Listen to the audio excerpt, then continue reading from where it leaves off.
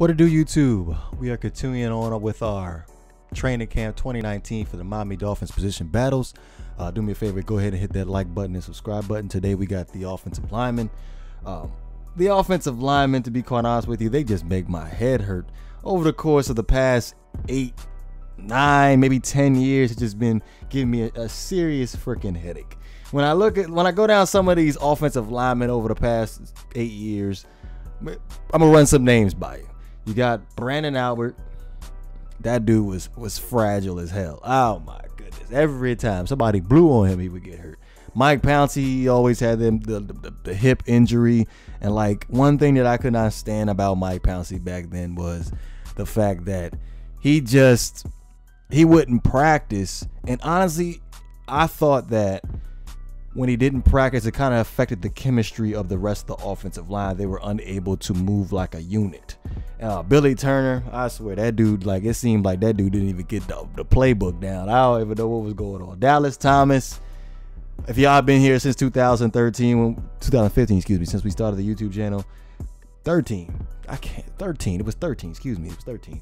So we started the YouTube channel, like, that dude, I don't even understand how he ended up being a Miami Dolphin for that long, let alone being in NFL that long. That dude was terrible. Jamil Douglas, same thing with him. He was terrible too. Brian McKinney, who we ended up getting, I don't even think he wasn't even productive on the field.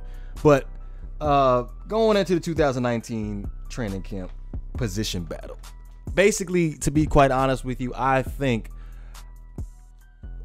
4 out of the 5 offensive line positions are basically up for grabs. Like, there's not exactly a set in stone except for the left tackle position, which is Laremy Tunsil, arguably the best left tackle in football. Unfortunate that he didn't end up making the Pro Bowl in 2018, but due to the offensive line as a unit, it's understandably known why he did not end up making it to the Pro Bowl. But a half a sack. That's what he gave up, a half a sack. Just wanted to point that out real fast. Well, going down some of the offensive linemen that the Miami Dolphins currently have on the roster, you got Jesse Davis, obviously, Michael Dieter, Ryan Anderson. Excuse me. Retract that. Jesse Davis. I'm sorry. We disagree. We disagree on Jesse Davis, the majority of y'all. Y'all think that Jesse Davis is good at tackle. Honestly, I think he's just a terrible offensive lineman in general. Every time there's something bad that happens, as far as during the games, from what I'm observing, he's always in the highlight reel for the opposing team for the wrong reasons. But yeah, he's versatile enough to end up playing tackle and guard. So, like, versatility is obviously something that we're the Miami Dolphins are looking for, considering the fact that we've struggled over, I would just say, the past decade to have some consistent offensive line play. Michael Dieter, we got him in the 3rd round from Wisconsin, versatile enough to play guard and tackle. I'm expecting big things from him. Ryan Anderson, he was an undrafted free agent from Wake Forest. He could play center and guard. Tony Adams, he was undrafted too, was drafted by the Jacksonville Jaguars last year, 2018. We ended up getting in free agency. Michael Dunn, he came from the AAF. He played for the Birmingham Iron. Crazy thing about it though, he was a walk-on at Maryland. Represent. Kyle Fuller, center. He's 7th round pick for the Houston Texans back in 2017. Ended up playing with the Washington Redskins like 2 games in 2018, and now he's with us, signed as a free agent. And of course, Daniel Kilgore, I had high hopes for Daniel Kilgore last year, considering how we ended up trading for him from the 49ers. And finally, I don't hate Mike Pouncey, but like I said, when we had Mike Pouncey, it made the whole offensive line as a unit vulnerable, considering the fact that he did not practice. But yeah, we bring in Daniel Kilgore.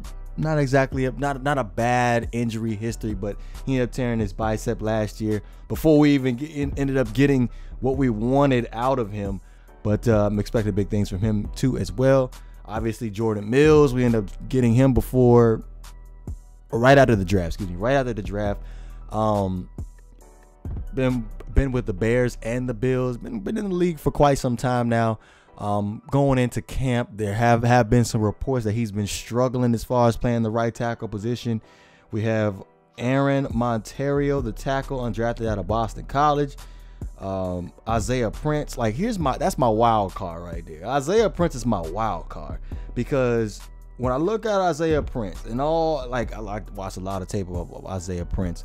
Like, you know, it's crazy how offensive linemen don't really have videos about them, the good, the bad. But Isaiah Prince, when I look at Isaiah Prince, he just needs to have experience. I think experience will make him probably be one of the best, will have given the potential to have one of the best right tackles in football. So I would really pay attention to Isaiah Prince moving forward. I know he's a 6th round pick,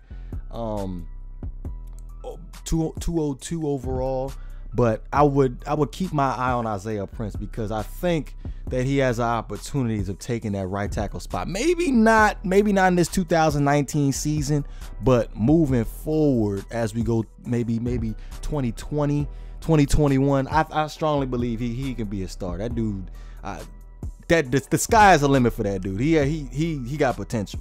Now, looking at Chris Reed, we end up signing him out of free agency. He ended up playing with the Jacksonville. He was undrafted by the Jacksonville Jaguars, had 8 starts.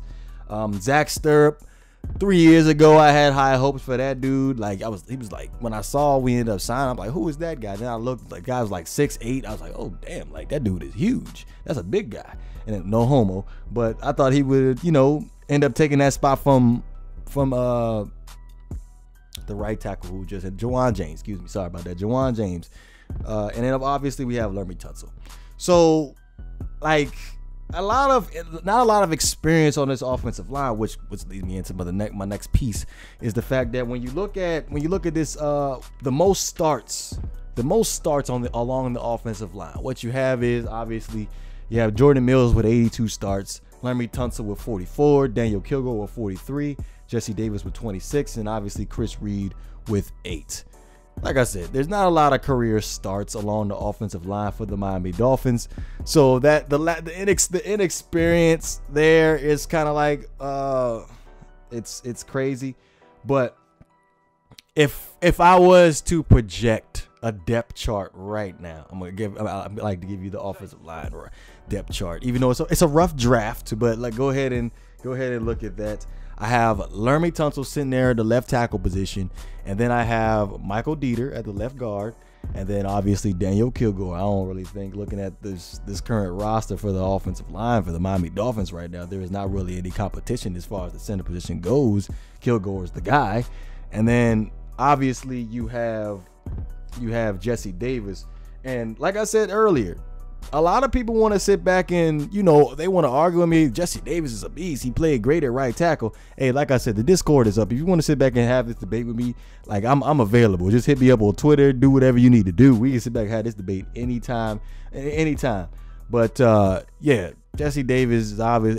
It's the front runner right now, because, like I said, considering the fact that he has the most starts at that position, and then right tackle, that's the question mark for me. Considering the fact that the reports of Jordan Mills struggling with being on the right side, and everybody is dominating him on that right side, so we don't know. And then of course Isaiah Prince, he's my wild card. I strongly feel like he can take that job, but time will tell on that. But yeah, that just my rough draft of the offensive line starters. Let me know what you guys think about that. Also put your own little twists in there if you want to. But yeah, again, like I said to you earlier, the Discord, man, like, give y'all an opportunity to come in the Discord and have a conversation, or to have you discuss your own topics.